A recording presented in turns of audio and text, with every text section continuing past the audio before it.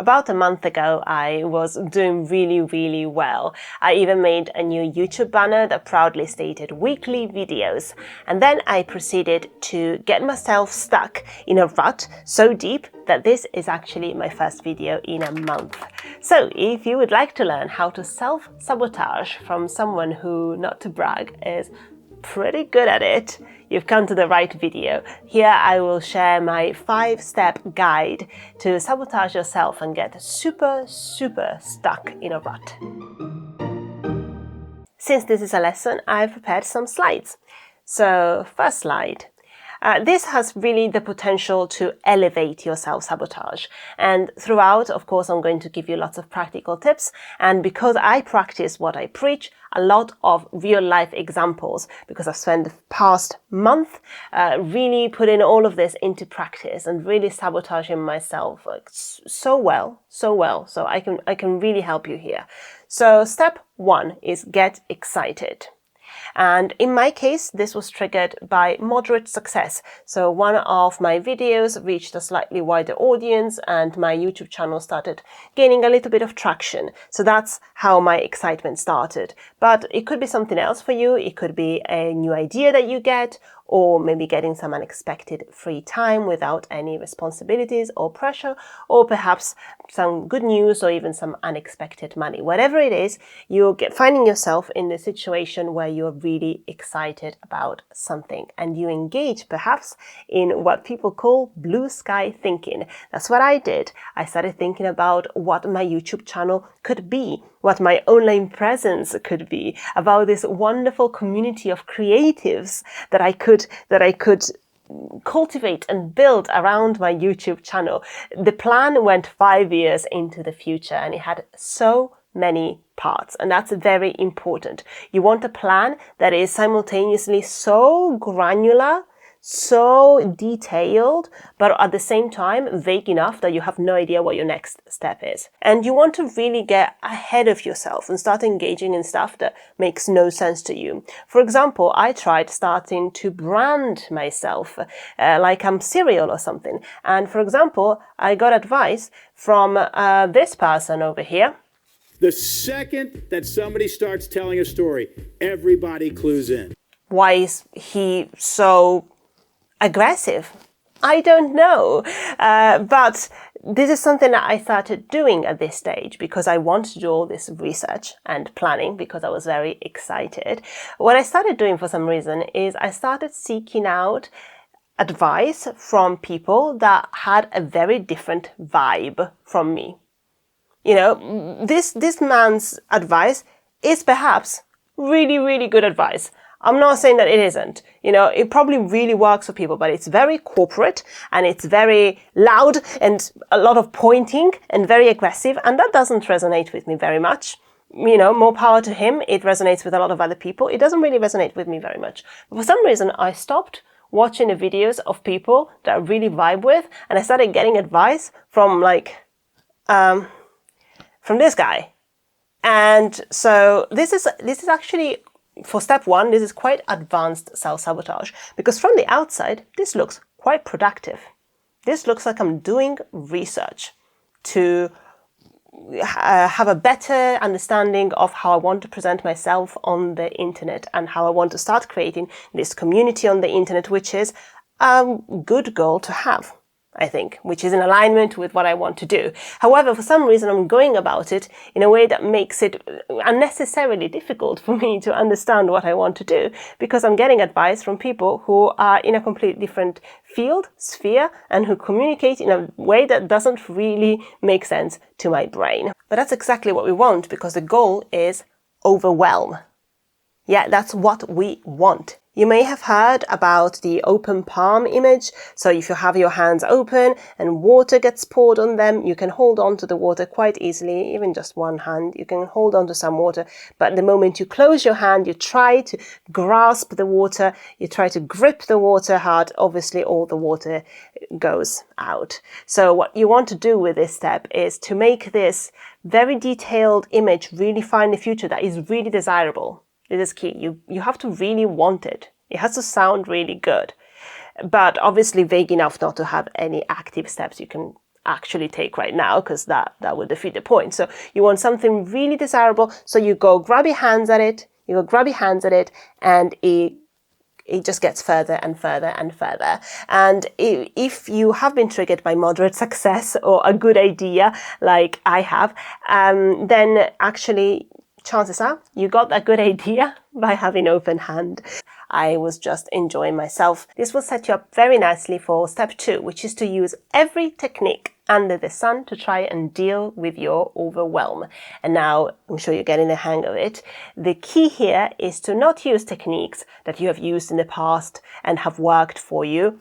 No. You're supposed to use every technique that perhaps works for other people, but doesn't work for you. For me, for example, that's strict to-do lists, that's time blocking. All those things really don't jive with me. They may jive with you, in which case, of course, don't use them. Just use something that really, really makes no sense to you. So, for example, if like me, you're someone who really bristles at the idea of very strict limitations, I think you should consider starting your own version of 75 Hard, which is a mental toughness challenge where you keep track of things that you have to do every single day for 75 days. And if you skip a day, that's it. You have to start from zero again. So this really brought together all the things that really, really don't work for my brain. So here's a little clip of me very excitedly starting my first day of a 75 Hard. And it wasn't the real 75 Hard, by the way, which, if you don't know about it, it's an actual challenge. This was just like my take on it. But like the original, the idea of this is a mental toughness challenge. And this the state of the mental is pretty good, but I would not describe it as tough. So I did one day of that. And that's really what you're looking for.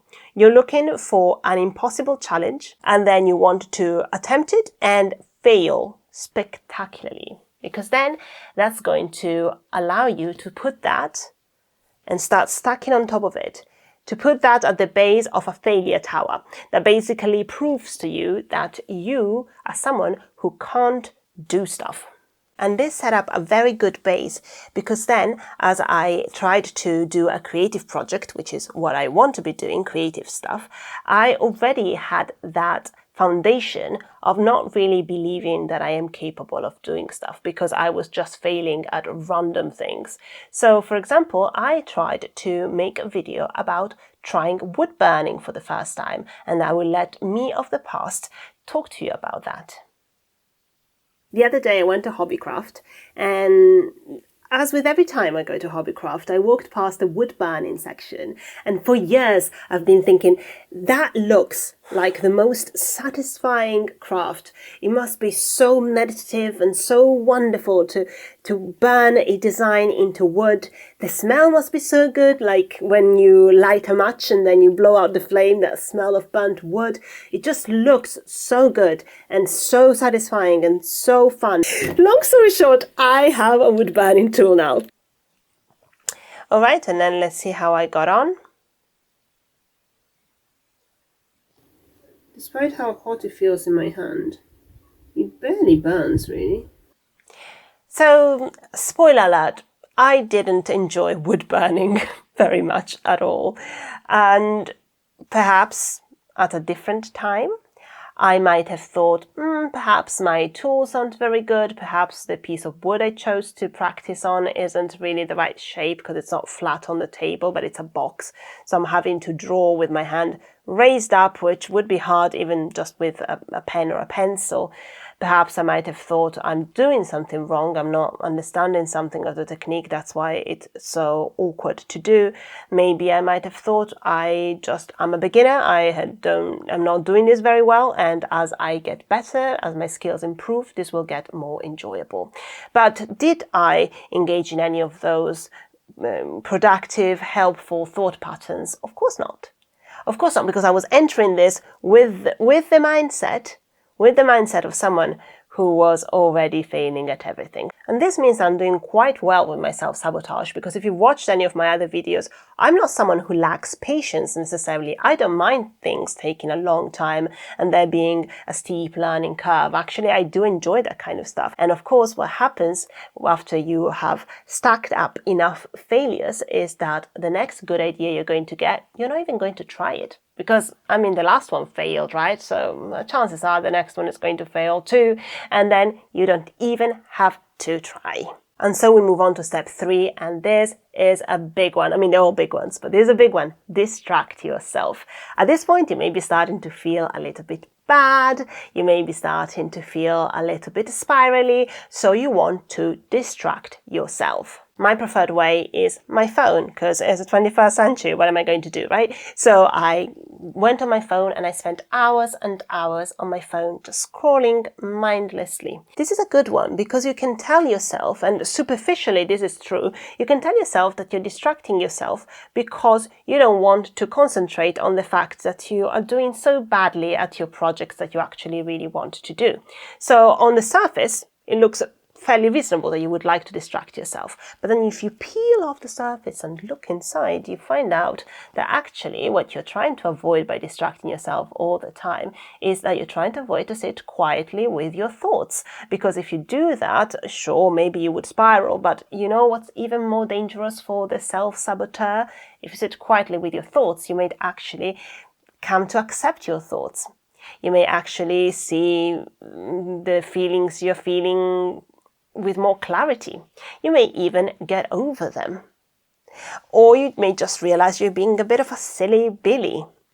And you don't want that. You want to continue to be a very, very stuck in a rut silly Billy. So distract yourself at all times so you don't run the risk of actually understanding your own emotions and getting out of the rut prematurely.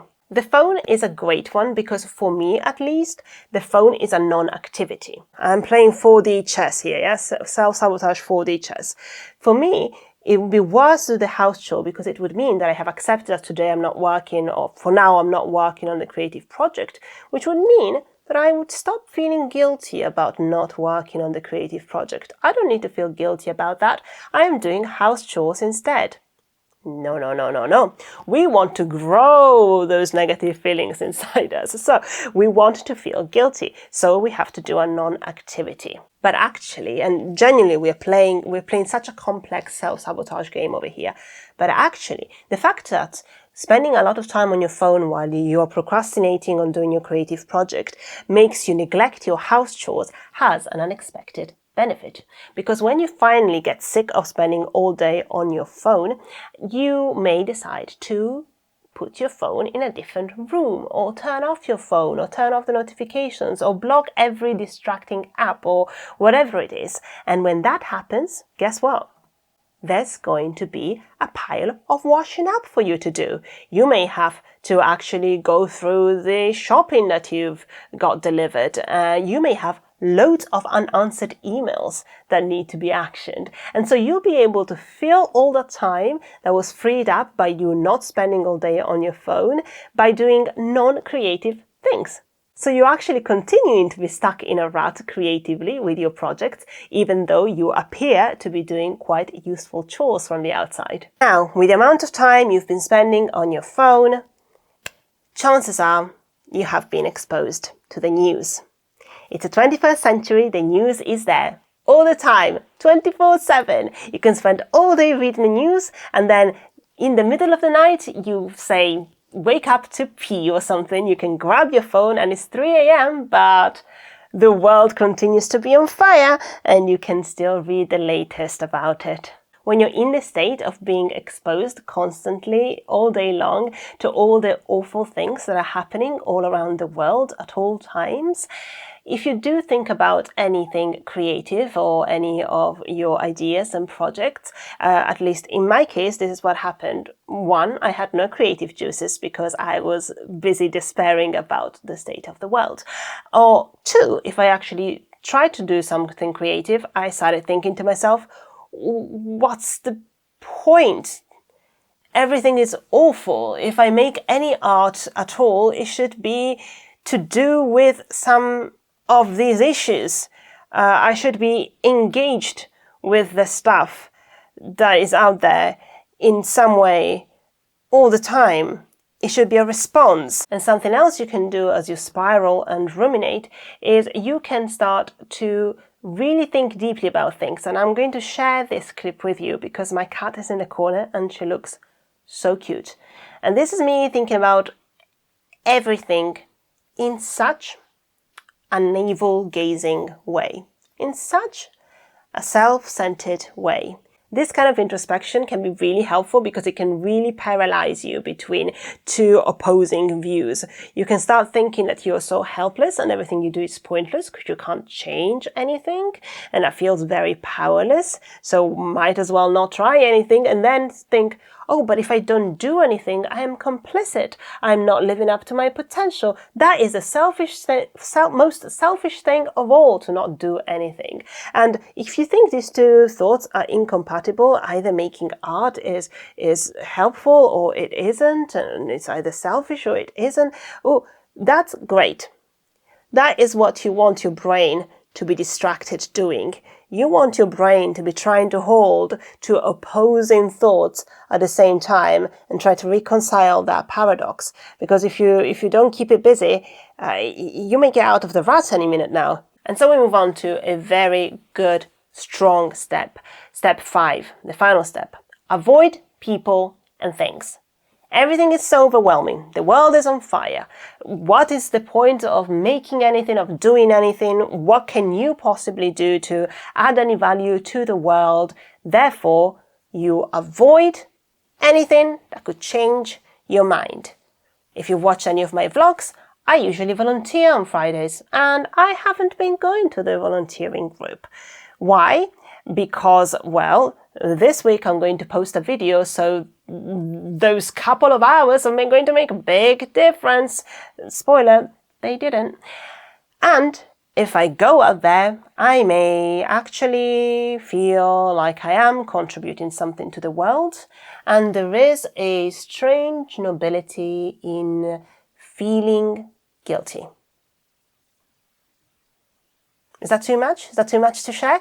I think it feels a little bit like it's bad to not do anything, but it would be really bad to not do anything and not feel bad about it. And I feel really bad about it. So there is some kind of satisfaction in being like, well, at least I feel really, really, really bad about it. I feel really ashamed and guilty about not doing anything to better the world. And because there is a satisfaction in that, it's easier to continue to not do anything than to actually do something and have to, reconfigure things in your brain. And while disengaging with people and things, for example, I also didn't go to an exhibition that I really wanted to go to, sounds really, really helpful and a natural progression of the first 4 steps. It's actually not that easy. The truth in my experience is that even as you try not to engage with stuff, you stumble on things sometimes. So in my endless scrolling, which, worry not, was mostly pointless, I stumbled on this video. The world is literally and figuratively on fire, and I am about to tell you that you need to make art. Linked below, and I do recommend it if you are ready to get out of the rut. I went on a march. And will these things change the world? Probably not. Probably not. But it's outward focus a little bit at least. And of course, as despite my expert self-sabotaging, I do gradually, slowly make my way out of the rut, I also have to admit that some of that planning, researching and overthinking that I did early in the process wasn't all wasted. And I do have so many ideas to cultivate a creative online community made out of people who are not perfect and they don't operate at 100% efficiency, but they are human and wonderful and alive and real. So I'm back And I've put some links below if you feel that you're ready to start making your way out of the rut. I'll link a video below that actually I stumbled on, and I was way too deep in the rut to be receptive to it. So I was like, yeah, sounds good on paper, but it's going in one ear and coming out the other. But I actually think it's a very good video. This video was obviously tongue-in-cheek, but on a serious note, if you do find yourself stuck for too long and it's concerning you, then please do seek out help. I hope it was quite clear that this video is not about clinical depression. Thank you for watching. This is a video by me talking about embracing that part of the creative process where you're stewing your ideas and it looks from the outside like you're not really doing much. It's a video that I probably should have watched at some point over the past few weeks and actually listened to my own advice, but didn't do that. And here's the video that sent me on this whole spiral by reaching a wider audience than usual. So you can check those out. Thank you for watching, and I'll see you next week.